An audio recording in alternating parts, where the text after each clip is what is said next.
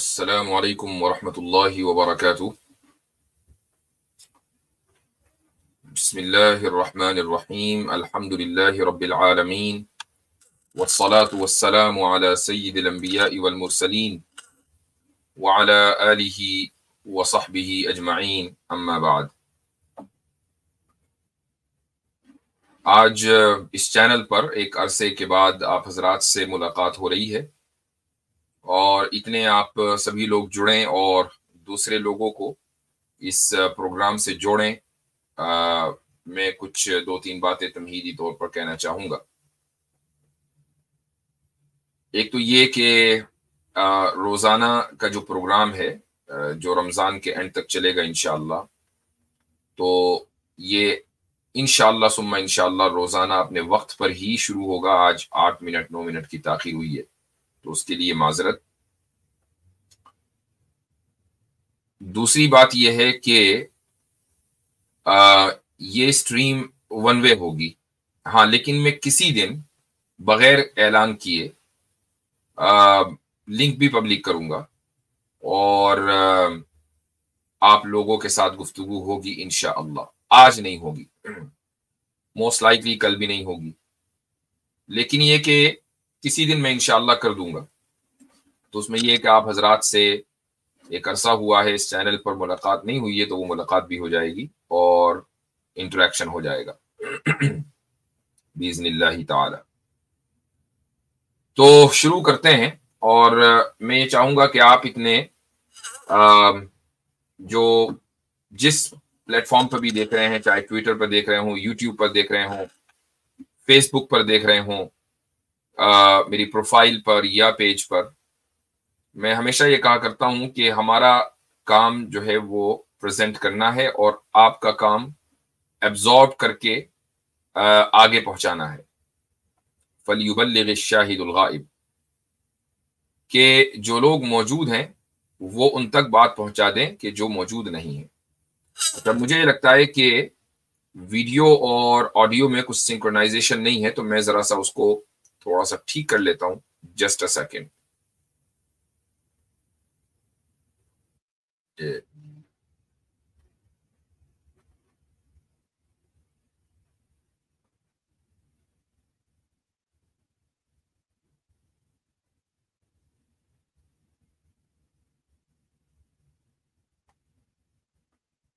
Okay, تو امید ہے کہ اب یہ صحیح چلے گا انشاءاللہ۔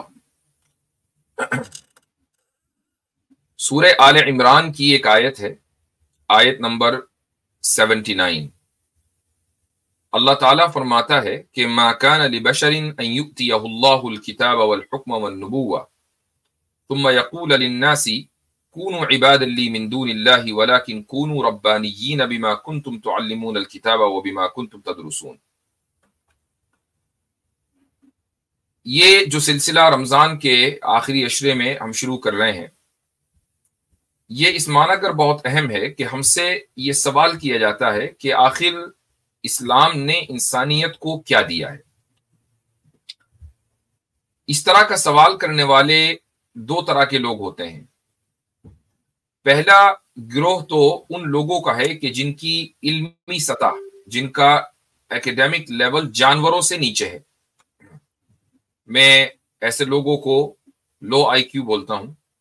تو وہ آپ سے یہ سوال جب کرتے ہیں تو ان کے ذہن میں یہ ہوتا ہے کہ کوئی ایسی چیز بتاؤ کہ بھئی اسلام نے کچھ ایجاد کر دیا ہو، جہاز دیا ہو، کوئی میزائل بنا دیا ہو، یا راکٹ دے دیا ہو، چاند پر انسان کو پہنچا دیا ہو۔ تو وہ اسلام سے ان چیزوں کا مطالبہ کرتے ہیں یا ان چیزوں کی ایکسپیکٹیشن کرتے ہیں کہ جن کا اسلام سے کوئی تعلق نہیں ہے، جو اسلام کے ڈومین سے ہٹ کریں۔ اسلام کا ڈومین یہ نہیں ہے کہ وہ آپ کو راکٹ لانچر دے، یا آپ کو وہ ٹینک دے، یا فائٹر جیٹ دے، یا وہ پیسنجر یا پلین آپ کو بنا کر دے۔ یہ اسلام کا کام نہیں۔ تو ان لوگوں کی طرف سے جب یہ سوال آتا ہے تو آبویسلی اس کا جواب پھر اسی انداز سے دیا جائے گا، اور وہ یہ کہ ہم ان کی اس جہالت کو ایکسپوز کریں گے۔ کچھ لوگ وہ ہوتے ہیں کہ جو یہ سوال ہم سے کرتے ہیں اور ان کو کچھ نہ کچھ علم ہوتا ہے کہ مذاہب یا ادیان یا جو دھرم ہیں دنیا میں جتنے بھی ریلیجنز ہیں وہ کس طریقے سے کام کرتے ہیں اور ان کا کیا ڈومین ہوتا ہے.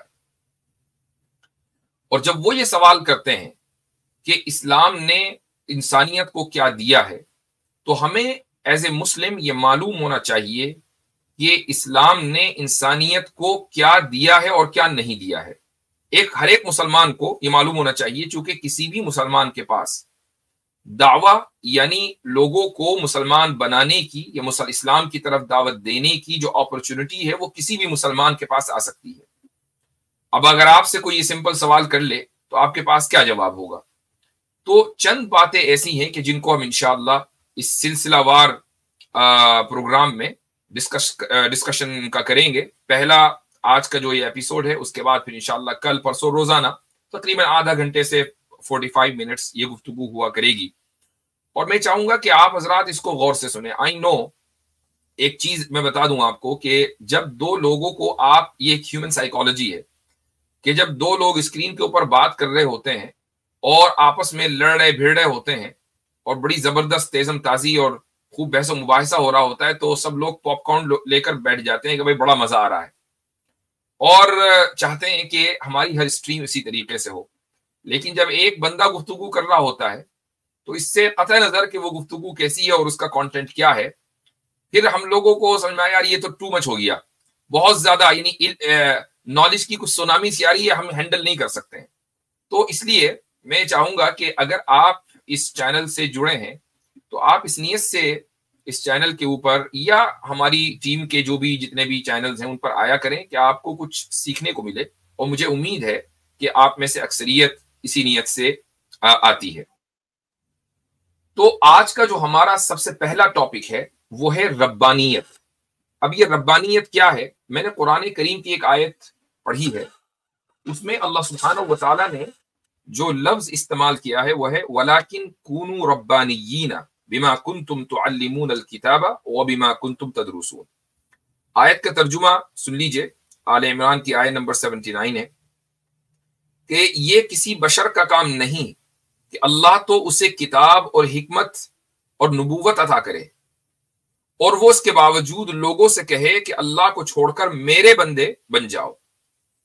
اس کے بجائے وہ تو یہی کہے گا کہ اللہ والے بن جاؤ. ربانی کا مطلب ہے اللہ والا، رب والا، کیونکہ تم جو کتاب پڑھاتے رہے ہو اور جو کچھ پڑھتے رہے ہو اس کا یہی نتیجہ ہونا چاہیے. اس آیت میں دراصل اللہ سبحانہ و تعالیٰ نے عیسائیوں کی تردید کی ہے کہ حضرت عیسیٰ علیہ الصلاۃ والسلام کو اللہ نے کتاب دی، نبوت دی، حکمت دی. یہ ممکن نہیں ہے کہ ایسی شخصیت کہ جس کو یہ ساری چیزیں ملی ہوں وہ لوگوں کو یہ کہے کہ خدا کی عبادت کرنے کے بجائے تم میری عبادت کرو، میری بندگی کرو اور مجھے صرف گاڈ مان کر میرے سامنے سجدہ کرو. یہ ممکن نہیں. وہ یہ کہے گا کہ تم رب والے بنو، ربانی. کیوں؟ چونکہ جو کتاب تمہیں دی گئی ہے اور جو کتاب تم پڑھتے پڑھاتے ہو اس کا لازمی نتیجہ نکلنا ہے. یہ اس آیت کا مختصر سا بیک گراؤنڈ ہے. دیکھیں دنیا میں جتنے بھی مذاہب ہیں ایک دو کو چھوڑ کر سبھی میں توحید کا کانسیپٹ پایا جاتا ہے. آپ عیسائیوں سے کہیں کہ بھئی آپ ایک خدا کو مانتے ہیں یا بہت سارے خداؤں کو، وہ جھٹ کہیں گے کہ نہیں ہم تو ایک خدا کو مانتے ہیں، بہت سارے خداؤں کو نہیں مانتے، ہم مونوتھیزم پہ بلیو کرتے ہیں. وہ اپنے آپ کو پولیتھیسٹک ریلیجن نہیں مانتے. اسی طریقے سے اگر آپ یہودیوں سے کہیں کہ کیا تم ایک خدا کے قائل ہو تو وہ بھی بڑے فخری انداز سے کہیں گے کہ ہم ایک ہی خدا کو مانتے ہیں. یہاں تک کہ اگر آپ ہندوؤں سے کہیں کہ کائنات کا یا اس سنسار کا، اس پوری یونیورس کا بنانے والے کتنے ہیں تو وہ بھی یہی کہیں گے کہ ایک ہی ہے، ایک سے زائد نہیں ہے. ان کے یہاں بھی توحید کا کانسیپٹ ہے اور ان کی کتابوں میں توحید کا کانسیپٹ ملتا ہے اور وہ تمام شلوک اور ورسز کئی مرتبہ آپ نے مختلف لوگوں سے سنے ہوں گے. آپ سکھوں سے کہیں، جتنے بھی دھرم ہیں اسلام کے علاوہ ان میں توحید کا کانسیپٹ پایا جاتا ہے، الا یہ کہ وہ دھرم ایسا ہو کہ جو خدائی کو نہیں مانتا. مثال کے طور پر بدھزم ہے تو ان کے یہاں خدائی کا کوئی تصور نہیں ہے، تو اس کی بات نہیں ہو رہی. جب خدا ہی نہیں ہے تو پھر ایک ہو کہ دو، یہ بحث نہیں ہوگی. لیکن اگر کسی دھرم میں اور کسی مذہب میں خدا کا تصور ہے تو پھر توحید کا بھی تصور ہے. یہ چیز ذہن میں رکھنی چاہیے. لیکن آپ یہ دیکھیں کہ دنیا کے ان تمام مذاہب میں کہ جو خدا کو مانتے ہیں اور توحید کا کانسیپٹ ان کے یہاں ہے، وہ توحید کا کانسیپٹ اپنی پرفیکشن کے ساتھ نہیں ہے، بلکہ کہیں نہ کہیں ایرر ہے، اور اسلام نے اس ایرر کو دور کیا ہے. یہ اسلام کی خصوصیت ہے. وہ اس طریقے سے کہ اگر آپ عیسائیوں کی توحید کا جائزہ لیں تو ان کے یہاں کیا کانسیپٹ ملتا ہے کہ بھئی 3 ایک ہیں اور 1 3 ہے. یہ کیسے ممکن ہے کہ 1 + 1 + 1 = 1؟ یہ کیسے ممکن ہے؟ اگر 1 + 1 + 1 ہوگا تو ظاہر ہے کہ جو اس کا رزلٹ نکلنا ہے وہ 3 نکلنا ہے. تو گاڈ ہوڈ میں 3 چیزیں آتی ہیں، father, son and the holy spirit, یا دا ہولی گوسٹ، مقدس بھوت، اس کا ترجمہ لفظی یہی کریں گے نا. تو یہ 3 مل کر ایک بنتا ہے، اور یہ ایک بہت بڑا ایرر ہے کانسیپٹ آف وننس میں، توحید کے تصور میں. اس کی وجہ یہ ہے کہ جب آپ مثلا آپ پتھر لے لیں، ایک انسانی جسم لے لیں، کوئی کتاب لے لیں، دنیا کا کوئی بھی آبجیکٹ لے لیں، اگر آپ اس کو تقسیم کر سکتے ہیں تو وہ پھر 1 نہیں رہے گا، 2 ہو جائے گا. تو جو چیز بھی قابل تقسیم ہے اس کے اندر ایبسولوٹ وننس نہیں ہے. یہ ایک لاجیکل چیز ہے. یہی وجہ ہے کہ جب آپ عیسائیوں سے بات کرتے ہیں توحید کے اوپر، تثلیث کے اوپر، ٹرینیٹی کے اوپر، اور یہ کہتے ہیں کہ آپ ٹرینیٹی کو لاجیکلی اور ریشنلی ثابت کریں، تو وہ ہاتھ کھڑے کر دیتے ہیں کہ نہیں، لیپ آف فیتھ، کچھ چیزیں بس آپ کو ماننی اس لیے ہیں کہ وہ کتابوں میں آ گئی ہیں. اسلام میں بھی ایک کانسیپٹ ہے جس کو ہم تفویض کہتے ہیں. میں اس لیے یہ بات کہہ رہا ہوں کہ کہیں کوئی میری اس کلپ کو کاٹ کر نہ چلائے. اسلام میں بھی ایک کانسیپٹ ہے جس کو تفویض کہا جاتا ہے. تفویض کا مطلب ہے کہ آپ کو ماننا ہے، وہاں آپ کی عقل کام نہیں کرتی. لیکن یہ جو تفویض کا کانسیپٹ ہے، یہ ان عقائد میں نہیں چلتا کہ جن عقائد کے اوپر ایک انسان کے ایمان ڈیپینڈ کرتا ہے. مثلا اللہ کا ایک ہونا، اللہ کا موجود ہونا، اس کا ایک ہونا، رسول کا ہونا، کتابوں کا ہونا، فرشتوں کا ہونا، ان تمام چیزوں کو ہم ریشنلی اور عقلی بنیادوں پر ثابت کرتے ہیں اور کر سکتے ہیں. یہاں پر تفویض نہیں ہوتی. تفویض ہوتی ہے ڈیٹیلز میں. ان کے یہاں لیپ آف فیتھ ہے بنیادی کانسیپٹ میں، جس کے اوپر عیسائیت کھڑی ہے، اور وہ ہے تثلیث. تو جو وننس یا توحید کا جو عقیدہ ہے وہ کہیں لاسٹ ہو گیا عیسائیوں میں، جبکہ ان کے یہاں توحید کا کانسیپٹ پایا جاتا ہے. اچھا، اب آ جائیں یہودیوں میں. یہودیوں کے بارے میں لوگ یہ کہتے ہیں کہ بھئی یہودی مذہب بہت ہی اس کے یہاں اس میں توحید پائی جاتی ہے، اور بس یہ ہے کہ توحید کے ساتھ ساتھ ریسزم بھی ہے. میں تھوڑی دیر کے لیے اس کو تسلیم کر لیتا ہوں، لیکن آپ کو میں ایک شاکنگ چیز سنانے جا رہا ہوں. یہ ایک ریفرنس ہے، ایک آتھر ہے جو ابھی زندہ ہے، اور اس کی ایک کتاب ہے، اس کا نام ہے شہٹ اسرائیل. اس کی کتاب کا نام ہے جوش ہسٹری، جوش religion, the weight of 3000 years. یہ لندن سے چھپی ہے اور 1997 میں یہ کتاب پبلش ہوئی ہے. اس کا میں ایک اقتباس آپ کو پڑھ کر سنانا چاہوں گا تاکہ آپ کو پتا چلے کہ یہودیت میں توحید کا کیا کانسیپٹ ہے. اگر آپ نہیں جانتے تو یہ بات یاد رکھیں کہ آج کے دور میں، خصوصاً 13ویں صدی سے لے کر آج تک، یہودیوں میں جو ربائز ہوتے ہیں وہ اپنے ان کا یہاں ایک خاص پریکٹس ہوتی ہے جس کو وہ قبالہ بولتے ہیں. اور قبالہ ایک خاص قسم کا جادو ہے، جیسے کہ بلیک میجک. تو یہ ان کے جو پریسٹ ہوتے ہیں یہ بہت ماہر ہوتے ہیں. اس کے بغیر ان کا عالم کورس مکمل نہیں ہوتا. یعنی ان کا جو بندہ عالم بنتا ہے وہ قبالہ پڑھنے کے بعد عالم بنتا ہے. تو یہ جو آتھر ہے یہ خود یہودی ہے، اور یہ اسرائیل میں ہی رہتا ہے. اس نے یہودیت کی تاریخ اور وہاں اس کا جو کلچر ہے اس کی تاریخ لکھی ہے. اس میں اس نے ایک بات لکھی ہے. وہ یہ کہتا ہے کہ according to the Kabbalah the universe is ruled not by one god. میں چاہتا تھا کہ یہ آپ کی اسکرین پر دکھا دوں، لیکن کسی وجہ سے میں اس کو دکھا نہیں پا رہا ہوں، تو میں دوسرے کمپیوٹر سے پڑھ رہا ہوں اس کو. According to the Kabbalah, the universe is ruled not by one god but by several deities. کہ قبالہ کے ٹریڈیشن کے مطابق اس یونیورس میں ایک خدا کی حکومت نہیں ہے، بلکہ الگ الگ ڈیٹیز کی، الگ الگ خداؤں کی حکومت ہے. Of various characters and influence emanated by a dim distant first cause. ان تمام خداؤں کی الگ الگ خصوصیات اور صفات ہیں، لیکن یہ سب ایک فرسٹ کاز سے، جس کو ہم سبب اول یا علت اولا یا فرسٹ کاز انگلشی میں کہہ لیں، وہاں سے نکلے ہیں. اچھا, omitting many details, کہتا ہے کہ ڈیٹیل میں جائے بغیر, one can summarize the system as follows. ایک آدمی اس پورے سسٹم کو اس طریقے سے سمجھ سکتا ہے. کس طریقے سے؟ From the first cause, first a male god called wisdom or father, and then a female goddess called knowledge or mother were emanated. کہ جو پہلا کاز تھا جس نے اس کائنات کو بنایا ہے, اس سے پہلا میل خدا, مذکر خدا نکلا جس کو یہ لوگ وزڈم یا فادر بولتے ہیں, بالکل عیسائیوں کے طرح. اور ایک فیمیل خدا گاڈس نکلی کہ جس کو یہ لوگ نالج یا مدر بولتے ہیں, ہندوؤں کی طرح. وہ نالج کو ان کے ہاں مؤنث بولا جاتا ہے, یعنی فیمیل گاڈس بولا جاتا ہے. یہ دونوں پیدا ہوئے اس ایک کاز سے. اس کے بعد کیا ہوا؟ From the marriage of these two, ان دونوں کی شادی ہو گئی. پھر یہ ہوا کہ a pair of younger gods were born. دو بچے پیدا ہوئے, یہ دو بچے بھی خدا تھے, بھائی بہن. also called by many other names, ان کے بہت سارے نام ہیں. تو ان میں ایک بیٹی ہے جس کو یہ لوگ لیڈی بولتے ہیں, اور ایک بیٹا ہے. تو اب آپ بتائیں کہ گاڈ کی پوری فیملی ہے اور یہ سارے اپنا کام کر رہے ہیں, اور ان کا یعنی جو لوگ قبالہ پریکٹس کرتے ہیں ان کا پورا زور اس پر رہتا ہے کہ مختلف حالات کی وجہ سے, ہسٹوریکل جو ایونٹس ہوئے ہیں ان کی وجہ سے ان بھائی بہنوں میں علیحدگی ہو گئی ہے, یہ الگ الگ ہو گئے, سیپریشن ہو گیا, تو ہمیں ان کو یونائٹ کرنا ہے.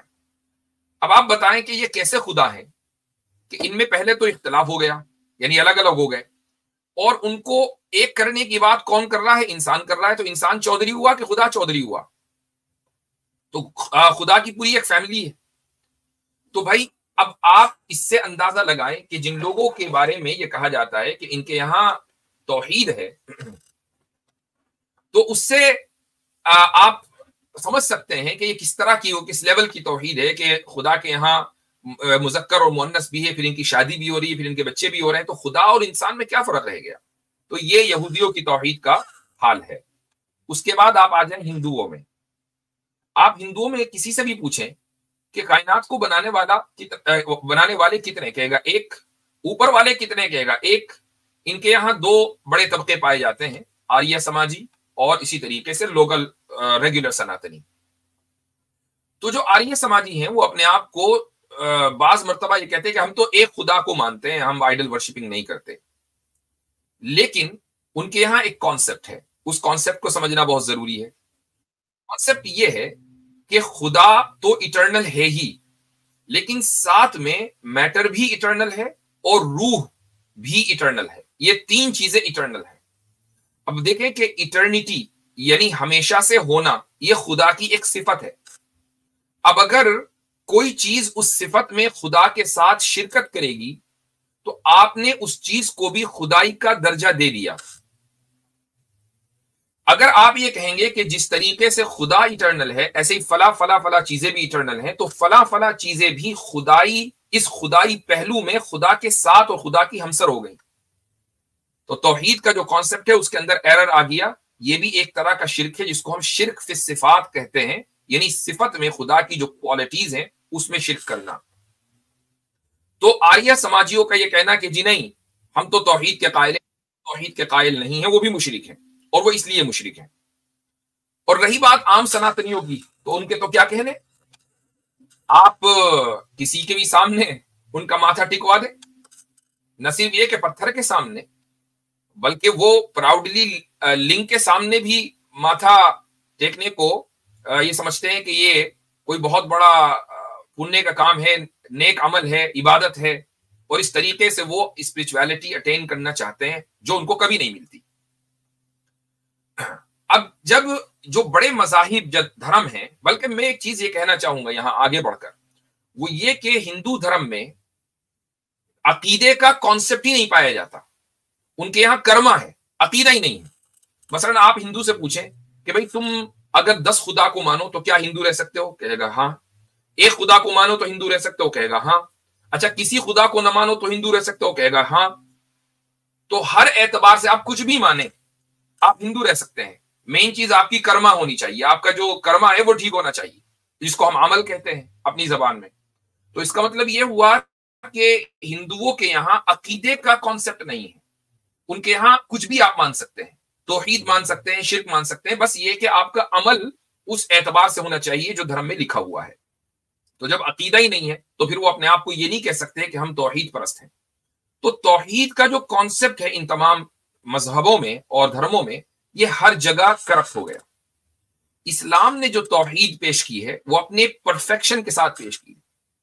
اگر آپ یہ سمجھ رہے تھے کہ میں یہ بتاؤں گا کہ اسلام نے کوئی ایسی چیز دی ہے کہ بھائی تو آپ اسلام میں داخل ہوئے بغیر بھی پریکٹس کریں تو آپ کی جو دنیاوی زندگی ہے وہ اس کا کچھ بیڑا پار ہو جائے گا، اسلام نے فریج بنا کے دے دیا، اسلام نے جو ہے ایسی انوینٹ کر دیا کہ گرمیوں میں آپ ایسی چلائیں، ایسا کچھ نہیں ہے۔ ایسی اسلام نے نہیں دیا ہے۔ ایسی کس نے دیا؟ انسان نے دیا ہے، جس کو اللہ نے بنایا ہے۔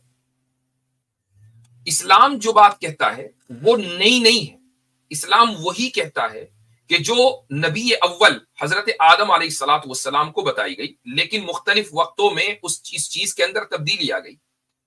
جو بنو اسرائیل کو بتائی گئی انہوں نے اس کو کرپٹ کر دیا، حضرت عیسیٰ کے فالوورز کو بتائی گئی انہوں نے اس کو کرپٹ کر دیا، اور ہو سکتا ہے کہ انڈیا میں جن لوگوں کو ہم سناتنی کہتے ہیں ان کے ہاں بھی کوئی پیغمبر آیا ہو اور انہوں نے بھی اس کو اپنی قوم کو توحید کا درس دیا ہو اور انہوں نے اس کو کرپٹ کر دیا۔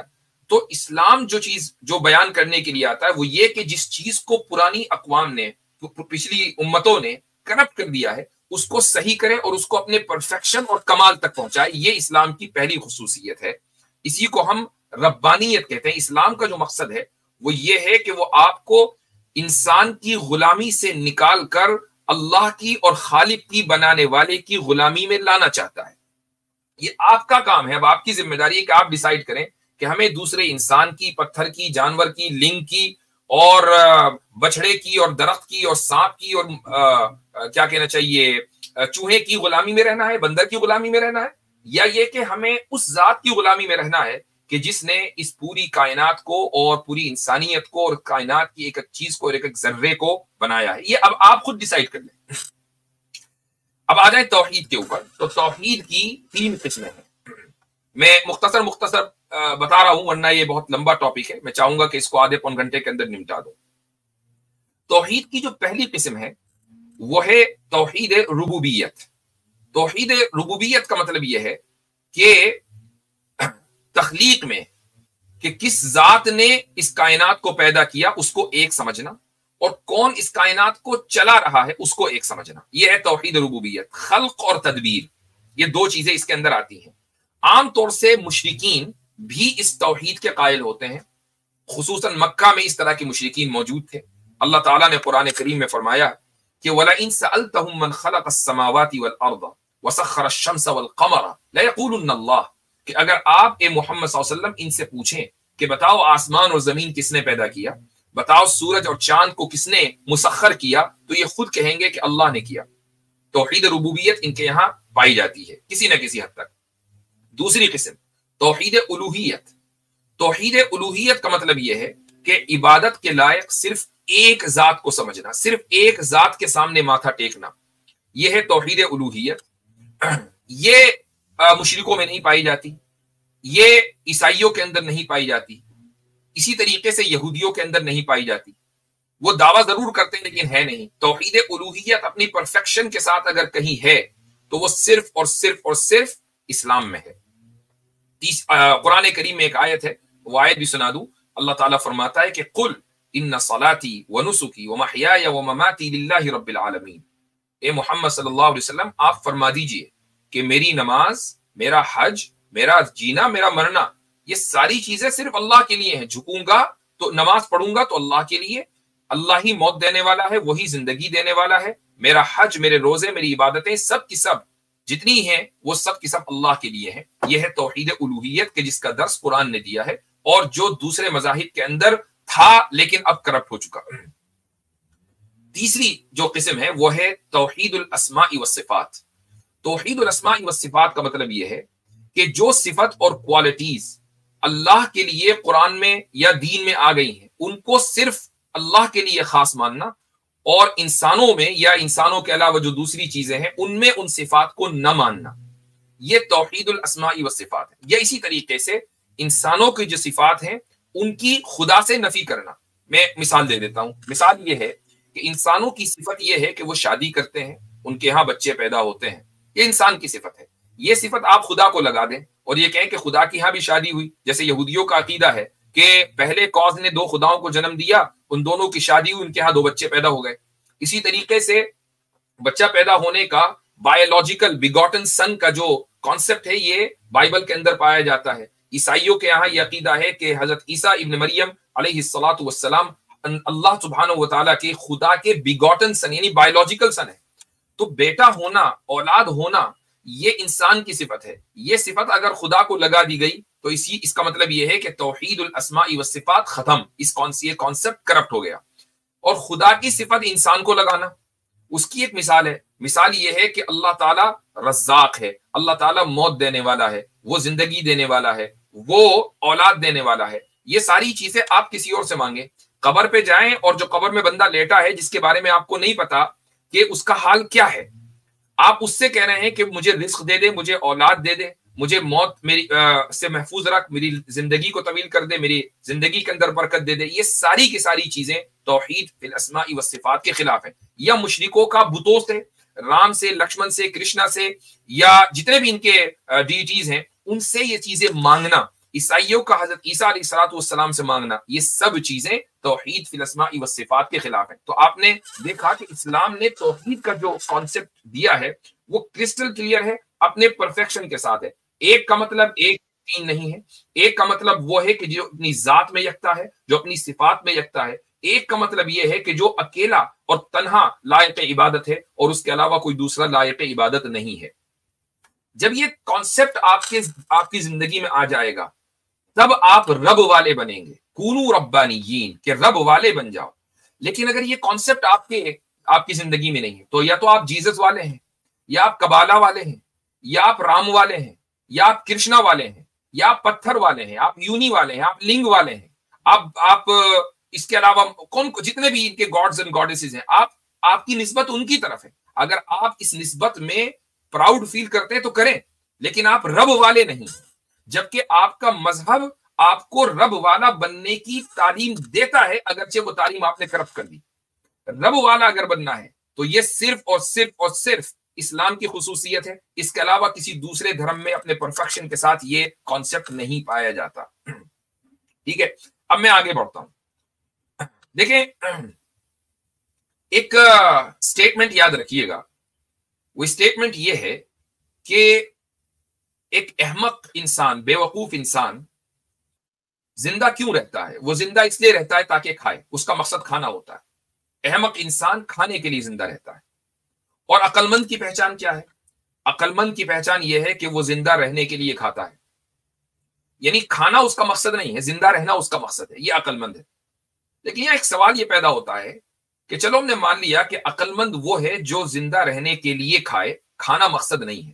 کھانا تو جانور بھی کھاتا ہے، لیکن سوال یہ کہ وہ زندہ کیوں رہنا چاہتا ہے. اس سوال کا جواب آپ کسی سے بھی پوچھیں، آپ ایتھیسٹ سے پوچھیں اس سوال کا جواب کہ بھئی یہ بتاؤ کہ تم کیوں سروائیو کرنا چاہتے ہو، مقصد کیا ہے سروائیول کا. اب یہاں سے وہ کلابازیاں کھانا شروع کرے گا. وہ یہ کہے گا کہ سروائیول کا مقصد سروائیول ہے. ایک آیا تھا ہماری اسٹریم میں، اس سے ہم نے یہی سوال کیا تھا، تو اس نے کہا کہ نہیں، سروائیول کا مقصد سروائیول ہے. تو بھئی اگر یہ بات ہے تو آپ اس مقصد کو کبھی بھی اچیو نہیں کر پائیں گے اور نہ کر سکیں گے. انسانیت کبھی بھی اس مقصد کو اچیو نہیں کر پائے گی، اور اس کی وجہ ہے کہ کوئی بھی انسان ہمیشہ سروائیو نہیں کرتا. ہر انسان یہ چاہتا ہے کہ ہمیشہ رہے، لیکن وہ ہمیشہ نہیں رہ پاتا، مر جاتا ہے. تو پھر مقصد کہاں اچیو ہوا؟ تو آپ اگر زندہ رہنا چاہتے ہیں اور زندہ رہنے کے لیے کھانا چاہتے ہیں اور اس لیے آپ عقل مند ہیں، تو اب سوال یہ ہے کہ آپ کیوں زندہ رہنا چاہتے ہیں. ملحد کے پاس اس کا جواب نہیں ہے، مشرک کے پاس اس کا جواب نہیں ہے. اس کا جواب اگر آپ کو ملے گا تو وہ اسلام دے گا، اور اسلام اس طریقے سے دیتا ہے کہ ہم زندہ اس لیے رہنا چاہتے ہیں تاکہ ہم ربانی بنے، یعنی رب والے بنے. اب رب والے بننے کا جو طریقہ ہے وہ اسلامی بتائے گا آپ کو. کرسچینٹی، جیوڈزم اور ہندوازم، آریہ سماج یا کہیں بھی آپ کو رب والا بننے کا طریقہ نہیں ملے گا، جیسا کہ میں اس کی وضاحت کر چکا ہوں. تو یہ جو مقصد کی کلیئرٹی ہے اور کانسیپٹ کی کلیئرٹی ہے، ربانیت کے کانسیپٹ کی کلیئرٹی، یہ صرف اور صرف اسلام میں آپ کو ملتی ہے. اب آپ تھوڑا سا اور آگے بڑھیں، اس دنیا میں دیکھیں اور نظر دوڑائیں کہ کس طرح کے لوگ پائے جاتے ہیں. دنیا میں 3 طرح کے لوگ پائے جاتے ہیں، 3 الگ الگ گروہ ہیں. پہلا گروہ تو وہ ہے کہ جس کی زندگی کا مقصد اپنی لذتوں کو اور اپنی خواہشات کو، اپنی شہوت کو پورا کرنا ہے. اس کا کام ہے نفس پرستی. اس کا دل چاہ رہا ہے زنا کرنے کو تو زنا کر لیتا ہے، اس کا دل چاہ رہا ہے ٹھرکی بننے کو تو ٹھرکی بن جاتا ہے، شراب پی لیتا ہے. اس کا دل چاہ رہا ہے کہ وہ چوری کر لے تو چوری کر لیتا ہے، کسی کو لوٹنے کا دل چاہ رہا ہے تو لوٹ لیتا ہے، کرپشن کا دل چاہ رہا ہے تو کرپشن کر لیتا ہے. کیوں؟ تاکہ وہ اپنی دولت کو اور اپنی خواہش کو بڑھائے. یہ پہلی قسم کے لوگ ہیں. اسی طریقے سے اس کا دل یہ چاہ رہا ہے کہ میں کسی ایسی چیز کی عبادت کروں کہ جو مجھے نظر آئے. یہودیوں نے بھی یہی مطالبہ کیا تھا کہ جب حضرت عیسیٰ علیہ الصلاۃ والسلام کوہ طور پہ تشریف لے گئے تھے اور جس وقت تجلی ہونے والی تھی تو پیچھے حضرت ہارون علیہ الصلاۃ والسلام رہ گئے تھے. تو یہودیوں نے کہا، بنو اسرائیل نے، کہ ہم نے ایک قوم کو دیکھا تھا کہ وہ ایک بچڑے کی عبادت کر رہی تھی، تو آپ بھی کچھ ایسا ہی سسٹم ہمارے لیے کریں کہ ہم ایک ایسے خدا کی عبادت کر رہے ہیں کہ جس کو ہم دیکھ نہیں سکتے. کچھ ایسا ہونا چاہیے سسٹم کہ بھائی سامنے نظر آئے. تو ان کے ہاں جو ایک سامری تھا، پروہت یوگی جی، وہاں کے یوگی جی تھے، تو انہوں نے ایک بچڑا بنایا اور قوم کو شرک پہ لگا دیا. قرآن کریم نے اس کا بڑی تفصیل سے سورہ طٰہٰ میں ذکر کیا ہے. تو یہ بھی دراصل اپنی خواہش کی، اپنی نفس پرستی کی اتباع کرنا ہے کہ آپ کو یہ سمجھ میں نہیں آ رہا ہے کہ اس انسین خدا کی عبادت کیسے کرنی ہے. آپ بچڑوں کے چکر میں اور بندروں کے چکر میں لگ گئے. یہ پہلی قسم کا، یہ پہلا گروہ ہے. اس کے بارے میں قرآن کریم یہ کہتا ہے کہ اولئک کالانعام بل هم اضل، کہ یہ لوگ جانور، بلکہ جانور سے بدتر ہیں. اچھا، جب ہم یہ کہتے ہیں کہ قرآن میں لکھا ہے تو مشرک کیا آگ لگ جاتی ہے؟ میں اس چیز کو ریشنلی ثابت کر سکتا ہوں کہ ایک انسان جب شرک کرتا ہے تو جانور سے بدتر کیسے ہو جاتا ہے. قرآن کریم نے جہاں یہ بات کہی ہے کہ یہ لوگ جانور سے بدتر ہیں، اس سے پہلے ایک بات اور کہی ہے، اس کو سن لیجئے پھر میں بتاؤں گا. لہم قلوب لا یفقہون بہا ولہم اعین لا یبصرون بہا ولہم آذان لا یسمعون بہا، کہ اللہ تعالیٰ نے ان کو دل دیے ہیں لیکن ان دلوں سے یہ کام نہیں لیتے کہ سمجھ لیں، عقلوں سے کام نہیں لیتے. اللہ تعالیٰ نے ان کو آنکھیں دی ہیں لیکن دیکھتے نہیں. اللہ تعالیٰ نے ان کو کان دیے ہیں لیکن کانوں سے یہ سنتے نہیں. اس کے بعد کہا کہ اولئک کالانعام بل هم اضل، یہ جانوروں کی طرح بلکہ جانوروں سے بدتر ہے. اب ایسے لوگوں کو جو پہلا گروہ ہے، ان کو جانوروں سے اللہ تعالیٰ نے کیوں تشبیہ دی ہے؟ اس کی دو وجہ ہیں. پہلی وجہ یہ ہے کہ جانور کو جس کام کے لیے خدا نے پیدا کیا ہے، جانور وہ کام کرتا آ رہا ہے. آپ کبھی گائے کا دودھ اگر دوہیں اور کوشش کریں تو یہ تو ہو سکتا ہے کہ گائے کسی وجہ سے لات وات مار دے، لیکن گایوں کو کبھی آپ نے اسٹرائک پہ جاتے ہوئے نہیں دیکھا ہوگا، ہڑتال پہ چلی گئی ساری گائیں، بھائی اب ہم دودھ نہیں دیا کریں گے. یہ کیا چکر ہے؟ دودھ کیوں دیں ہم اس کام کے لیے؟ ہمیں تو پروگریسو بننا ہے. پتہ چلا گایوں نے احتجاج کر رکھا ہے کہ ہمیں پروگریسو بننا ہے. یا مثلا شہد کی مکھی نے احتجاج کر دیا کہ بھائی پوری زندگی ہو گئی، 10,000 سال ہو گئے یہی کام کرتے آ رہے ہیں کہ پھولوں پہ جائیں، وہاں سے شہد بنائیں اور بندہ کھا لے، انسان کھا جائے اس شہد کو. یہ کیا طریقہ ہے؟ ہم شہد نہیں بنائیں گے. یا مثلا آپ گھوڑے کی پیٹھ پر سوار ہونا چاہ رہے ہیں اور تمام گھوڑوں نے پوری دنیا میں سیکیورٹی کونسل کی ایک نشست کی اور کہا کہ، اور امریکہ نے ویٹو بھی نہیں کیا اور کہا کہ بھائی اب انسانوں کو ہماری پیٹھ کے اوپر سوار ہونے کا کوئی حق نہیں ہے. ایسا کبھی نہیں ہوگا. جانور کو جس کام کے لیے بنایا گیا ہے، جانور وہ کام کرے گا، کرتا رہے گا، کرتا آ رہا ہے اور آئندہ بھی ایسا ہی کرے گا. ٹھیک ہے؟ تو جانور میں کبھی آپ تمرد نہیں دیکھیں گے. تمرد کا مطلب ہے سرکشی نہیں دیکھیں گے. انسان سرکش ہو جاتا ہے. تو بتائیے جانور سے بدتر ہوا کہ نہیں ہوا؟ پہلی وجہ. دوسری وجہ یہ ہے کہ اللہ نے جانور کو اتنی اس لیول کی ریشنالٹی نہیں دی ہے جس لیول کی ریشنالٹی انسان کو دی ہے.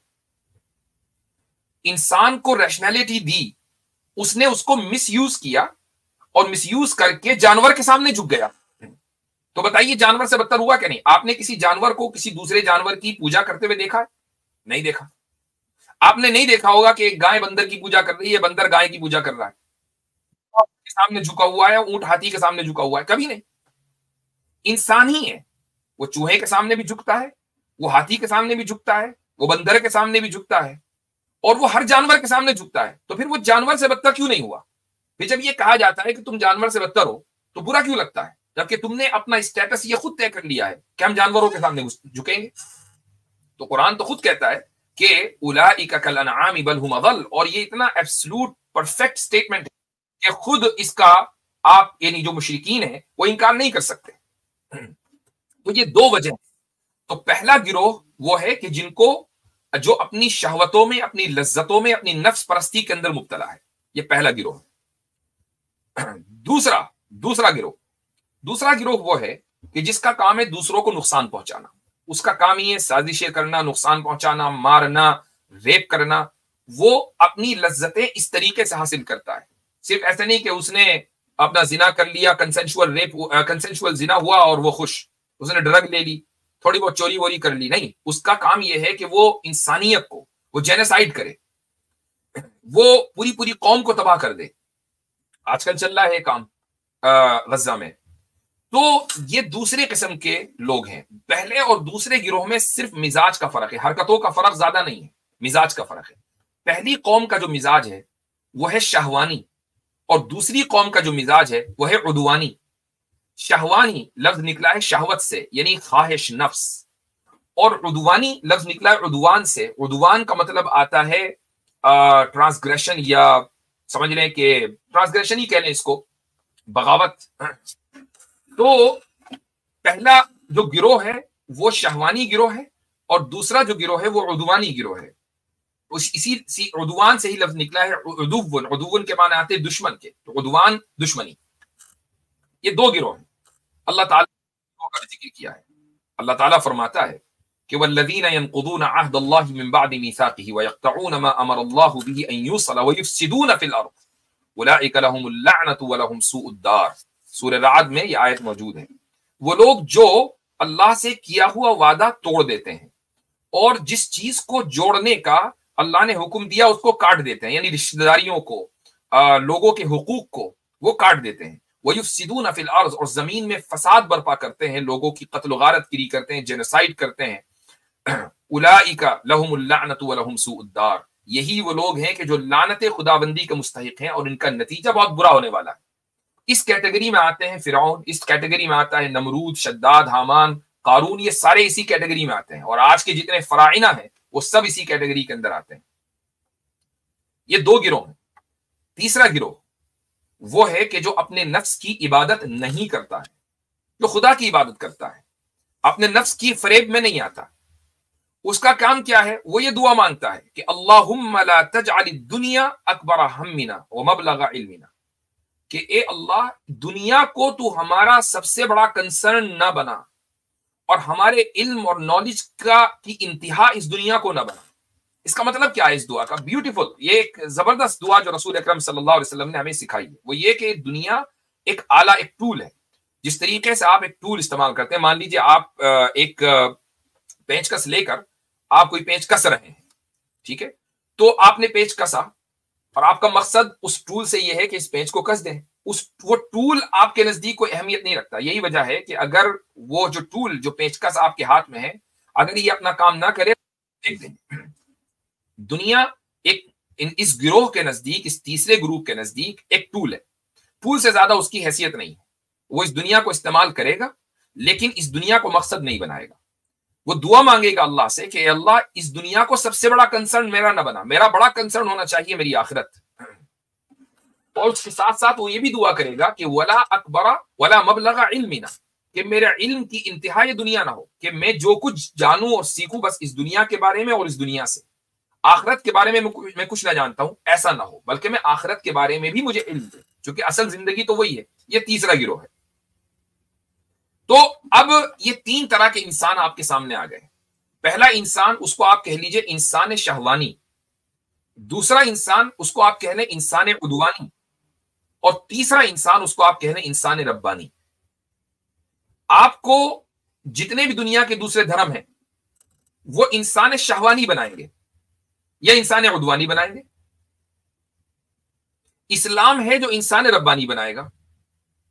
اور اس کی وجہ آپ کے سامنے آ گئی کہ انسان ربانی اس وقت ربانی بنتا ہے جبکہ توحید کا کانسیپٹ کلیئر ہو، اور ان مذاہب میں توحید کا کانسیپٹ کلیئر نہیں ہے، اس لیے انسان شہوانی بنتا ہے یا انسان عدوانی بنتا ہے. آپ دیکھ لیں پوری دنیا میں کیا کوئی کرسچن یہ کہہ سکتا ہے کہ امریکہ یا انگلینڈ یا کوئی یہ ساری کی ساری ایبسولوٹ کرسچن ریاستیں ہیں کہ جہاں پر کرسچن شریعت نافذ ہے اور کرسچن شریعت حضرت عیسیٰ علیہ الصلوۃ والسلام کے طریقے پر نافذ ہے اور اس طریقے پر چل کر ہم خدا تک پہنچتے ہیں؟ بتائیے کون کرسچن ہے جو کھڑے ہو کر یہ کہہ دے؟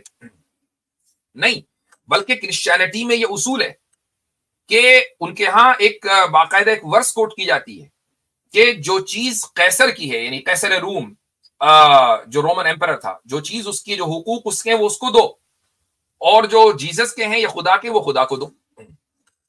یعنی عبادت خدا کی ہوگی، حکم چلے گا قیصر کا، رومن ایمپرر کا. تو آپ نے چرچ اور اسٹیٹ کو پہلے ہی الگ کر دیا. یہ عیسائیوں کا حال. تو پھر آپ اس سیکولر نظام کے اوپر چل کر خدا تک کیسے پہنچیں گے؟ قیصر تک پہنچیں گے آپ خدا تک کیسے پہنچیں گے؟ خدا کے نظام کو تو آپ نے چھوڑ دیا، ختم کر دیا. تو جب آپ سیکولرزم پر چلیں گے، اور سیکولرزم کی بنیاد یہ ہے کہ دو پارٹیاں آپس میں مل کر ایز لانگ ایز وہ ایک دوسرے کو ہارم نہ پہنچا رہی ہوں، جو چاہیں کریں، وہ ہم جنس پرستی کریں، وہ زنا کریں، نو ٹینشن، تو پھر انسان شہوانی کا ہی تو وجود ہوگا. انسان ربانی کا کیسے وجود ہو سکتا ہے؟ تو دنیا میں تین طرح کے انسان ہیں: انسان شہوانی، انسان عدوانی اور انسان ربانی. اور ربانیت کی تعلیم اگر کوئی مذہب دے سکتا ہے تو وہ اکیلا اسلام ہے. اسلام کے علاوہ کوئی دوسرا مذہب نہیں دے سکتا. یہ اسلام کی وہ خصوصیت ہے کہ جو صرف اسلام میں پائی جاتی ہے. یہ وہ پرائم فیچر ہے جو صرف اسلام میں پایا جاتا ہے، کہیں اور نہیں پایا جاتا. یہ سمجھ لیں کہ کوئی آدمی یہ کہے کہ نہیں جی ہمارے یہاں بھی فلاں چیز روحانیت یہ ہے وہ ہے. میں نے پہلے ہی کہا کہ ہم جب بات کر رہے ہیں، میں یہ نہیں کہہ رہا ہوں کہ کسی اور جگہ ربانیت کی تعلیم نہیں ہے.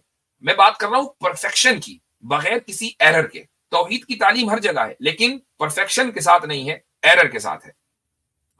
اب سوال یہاں پر یہ ہے، اب میں آخری سٹیج پر آ گیا ہوں اپنی گفتگو کے، وہ یہ کہ ہم ربانیت کا حصول کیسے کریں، یعنی زندگی میں ہم اب ربانیت کو کیسے لے کر آئیں.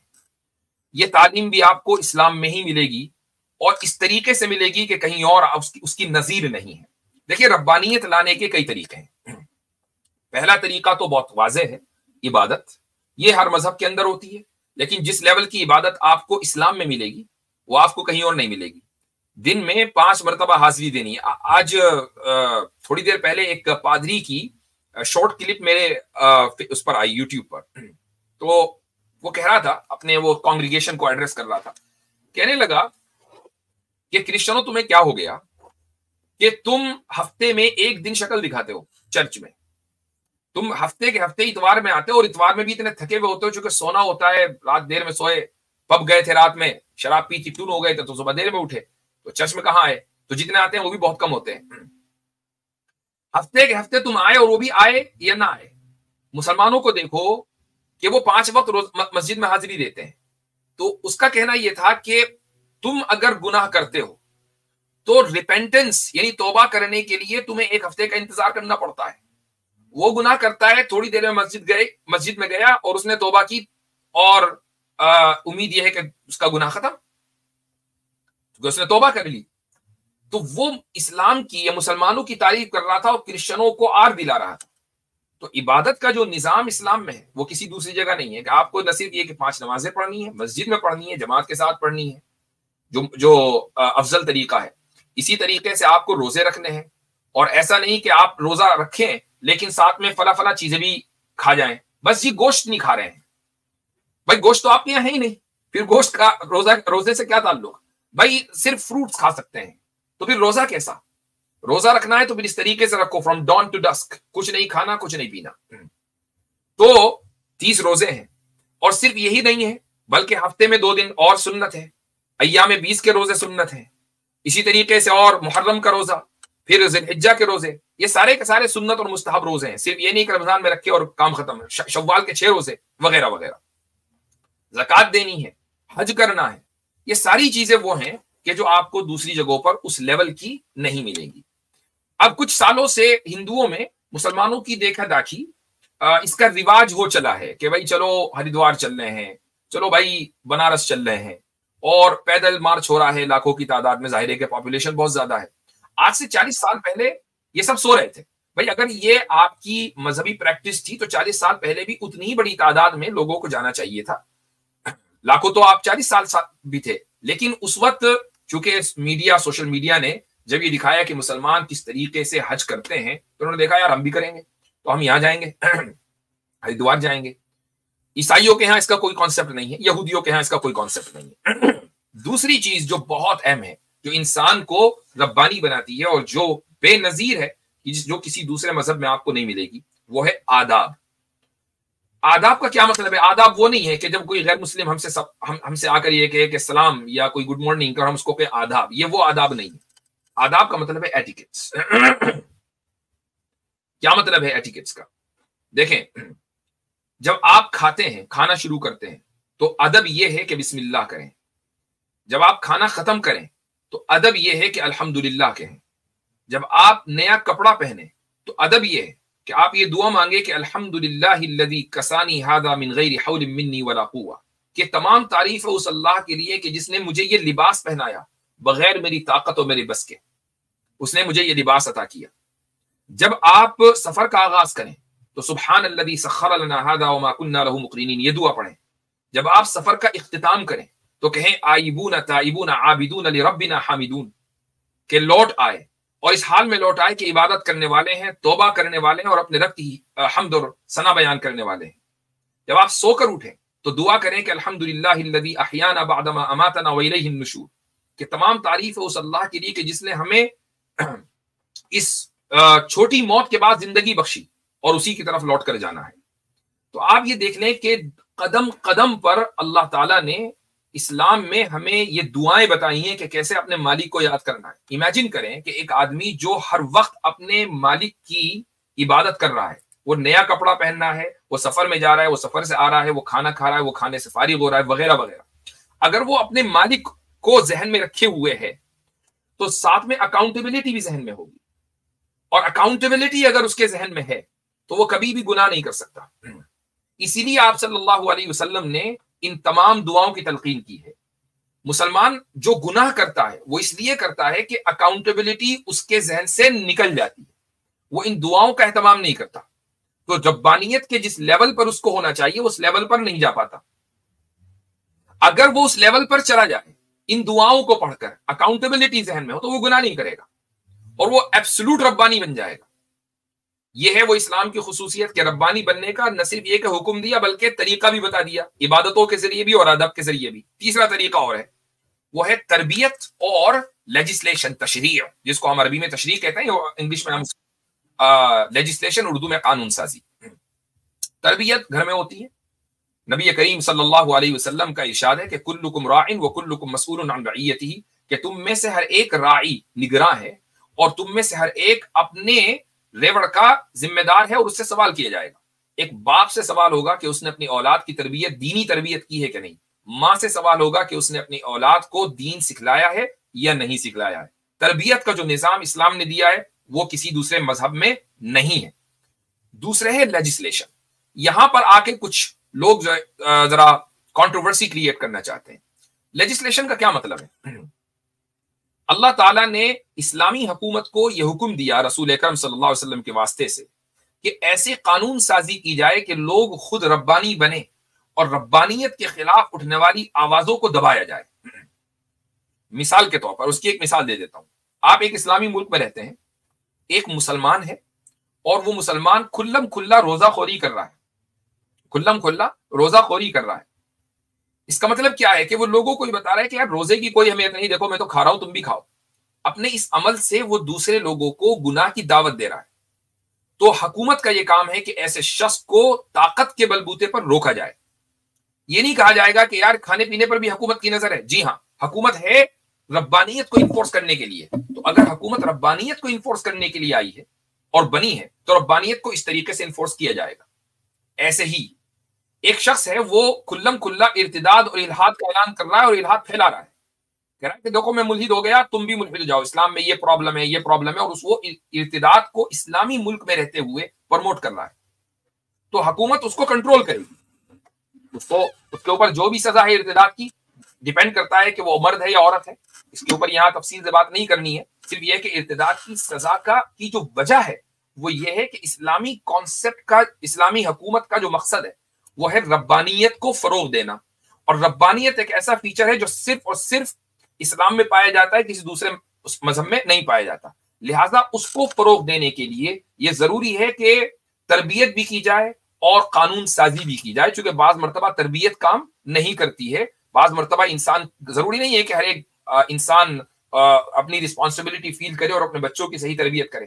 مان لیجیے کوئی بچہ بڑے ہو کر روزہ خور بن گیا، وہ بچہ بڑے ہو کر مرتد بن گیا، اس کے والدین نے اس کی صحیح تربیت نہیں کی، اس کو صحیح طریقے سے دین کی تعلیم نہیں دی، یا کوئی بھی وجہ رہی ہو، تو اب حکومت کا کام ہے کہ وہ قانون سازی کرے، اور اس کو یہ اختیار ہے کہ یا تو تم واپس آ جاؤ، اور اگر تمہیں کافر رہنا ہے تو اپنے دل میں رہو، تمہیں کفر کی تبلیغ کی اجازت نہیں. منافقین بھی تو رہتے تھے مدینے میں، ان کو منافقین کے بارے میں اللہ سبحانہ و تعالیٰ نے قرآن کی 10 آیتوں میں رسول اکرم صلی اللہ علیہ وسلم کو بتا دیا کہ ان کا ایمان قابل قبول ہی نہیں ہے، کہ آپ ان کے لیے استغفار کریں نہ کریں کوئی فرق پڑنے والا نہیں ہے، جہنم میں جائیں گے، فی الدرک الاسفل من النار، جو جہنم کا نچلا ترین طبقہ ہے وہاں جائیں گے. تو یہ منافقین کفار سے بدتر تھے، لیکن مدینے میں رہتے تھے. کیوں؟ اس لیے کہ اپنے کفر کا اعلان نہیں کر رہے تھے.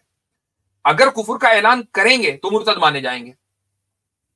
تو اسلام نے اس طریقوں سے ربانی بننے کی تعلیم دی. آخری بات اور وہ یہ ہے کہ اسلام نے ربانیت کی تعلیم دی ہے اور رہبانیت سے روکا ہے. رہبانیت کیا ہے؟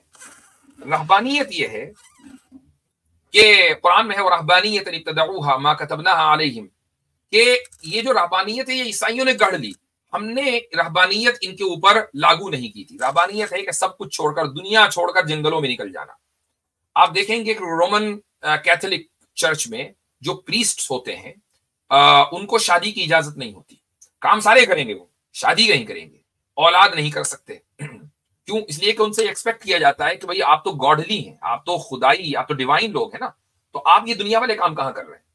اسی طریقے سے آپ بدھ مت میں دیکھ لیں کہ جو بدھ بھکشو ہوتے ہیں وہ شادی وادی نہیں کرتے، وہ جا کے پہاڑوں میں رہتے ہیں اور پورے دن میڈیٹیشن کرتے ہیں. یوگیوں کے بارے میں، جو ہندو پریسٹ ہیں، بابا ہیں، ان کے بارے میں یہ ایکسپیکٹ ان سے کیا جاتا ہے کہ وہ شادی وادی نہ کریں، دنیا تیاگ دیں. یہ رہبانیت ہے. ایک حدیث میں رسول اکرم صلی اللہ علیہ وسلم کا ارشاد ہے، وہ یہ ہے کہ وہ مومن کہ جو لوگوں سے ملتا جلتا ہے اور ان کے ساتھ زندگی گزارتا ہے اور تکلیفیں سہتا ہے اور صبر کرتا ہے، اس مومن سے بہتر ہے کہ جو لوگوں سے ملتا جلتا نہیں ہے اور اس کے نتیجے میں اس کو کوئی تکلیف نہیں پہنچتی اور صبر کا اس کو موقع نہیں ملتا. تو اب آپ اس سے اندازہ لگائیں کہ اسلام نے ربانیت کی تعلیم دی اور رہبانیت سے روکا ہے. آپ اگر عیسائیوں سے پوچھیں کہ میں اسپرچول بننا چاہتا ہوں، خدا کے قریب ہونا چاہتا ہوں، کیا کروں؟ تو جواب ہوگا کہ دنیا چھوڑ کر آپ جنگلوں میں نکل جائیں. آپ ہندوؤں سے پوچھیں، بدھسٹوں سے پوچھیں، یہی کہیں گے میڈیٹیشن کریں، دنیا چھوڑ دیں، دنیا تیاگ دیں.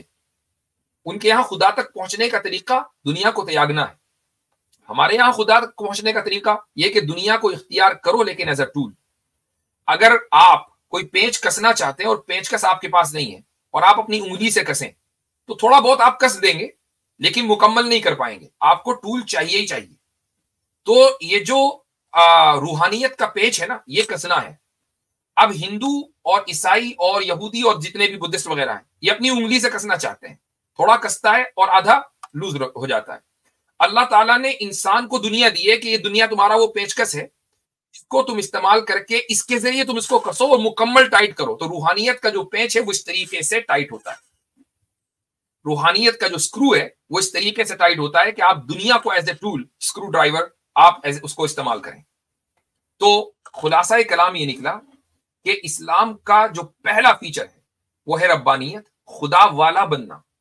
خدا والا بننا، اور خدا والا بننے کے لیے بنیادی طور پر جو چیز ضروری ہے وہ یہ کہ کانسیپٹ آف وننس، توحید کا جو کانسیپٹ ہے وہ ایبسولوٹلی کلیئر ہونا چاہیے. اس کے اندر کوئی جھول نہیں ہونا چاہیے، اس کے اندر کوئی ایرر نہیں ہونا چاہیے، وہ اپنے پرفیکشن پر ہونا چاہیے. اور وہ کانسیپٹ 3 طریقوں سے اسلام نے دیا ہے: توحید ربوبیت، توحید الوہیت اور توحید فی الاسماء والصفات. یہ 3 چیزیں میں بیان کر چکا ہوں.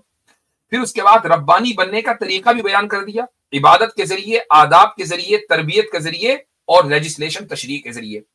یہ وہ کانسیپٹ ہے کہ آپ کو دنیا کے کسی دوسرے دھرم میں نہیں ملے گا، بلکہ بعض دھرموں میں عقیدہ ہی نہیں ملتا، بلکہ ان کے ہاں صرف اور صرف کرم ملتا ہے. کرما کے اوپر سارا کچھ ہے. انسان کا اگر عقیدہ درست نہ ہو تو اس کا عمل بیکار ہے. عمل درست ہی جب ہوتا ہے جب اس کا عقیدہ درست ہو. یہ ہماری پہلی خصوصیت ہے اسلام کی، اور اس میں اسلام اسٹینڈ الون کرتا ہے، کوئی دوسرا مذہب اس چیز میں اسلام کو چیلنج نہیں کر سکتا۔ آخر میں پھر یہ کہہ دوں کہ اگر کسی کی ایکسپیکٹیشن یہ تھی کہ میں یہ بتاؤں گا کہ اسلام نے یہ سائنسی ایجادات کی ہیں، تو یہ مقصد نہیں ہے، یہ اسلام کا ڈومین نہیں ہے، یہ انسانیت اور عقل کا ڈومین ہے۔ اسلام کا ڈومین یا مذہب کا ڈومین یہ ہے کہ وہ ہدایت کیسے دیتا ہے یہ بتائے، تو ہدایت میں کون سکسیسفل ہے۔ تو یہ ہماری پہلی خصوصیت ہے ربانیت کی۔ انشاءاللہ کل پھر آپ حضرات سے ملاقات ہوگی کسی دوسری خصوصیت کے ساتھ۔ اس طرح 7-8 باتیں آپ کے ذہن میں اگر بیٹھ جائیں تو آپ کسی بھی غیر مسلم کو بہت آسانی کے ساتھ اسلام کی ان خصوصیات سے روبرو کرا سکتے ہیں، اور یہ بہت اہم دعویٰ فیچر ہے۔ یعنی اگر یہ ایک اپرچونٹی ہے کہ اگر ہمیں یہ پتا ہو کہ ہمیں کہنا کیا ہے، ہم کیا آفر کر رہے ہیں، آپ کو یہی نہ پتا ہو تو آپ کیا آفر کریں گے، کس چیز کی دعوت دیں گے۔ لیکن اگر آپ کو یہ پتا ہو کہ نہیں میرے یہ عقائد ہیں اور یہ ہماری خصوصیات ہیں اور ہمیں اس کی دعوت دینی ہے، تو آپ کی دعوت کے اندر تبھی اثر انگیزی ہوگی۔ اس لیے ضروری ہے کہ ان تمام سیشنز کو تفصیل کے ساتھ سنا جائے، اور بہتر یہ ہے کہ ان کے نوٹس لکھ لیے جائیں۔ ویڈیو تو اپنی جگہ رہے گی، اگر اس وقت نہیں لکھ پا رہے ہیں تو بعد میں آپ ان ویڈیوز کو سن سکتے ہیں انشاءاللہ تعالی۔ دعا میں یاد رکھیے گا۔ آج کے لیے اتنا ہی۔ جزاکم اللہ خیر الجزا۔ میں نے پہلے کہا تھا کہ کسی دن میں انشاءاللہ لنک بھی پبلک کروں گا اور آپ سے گفتگو بھی کروں گا۔ بارک اللہ فیکم، والسلام علیکم ورحمۃ اللہ وبرکاتہ۔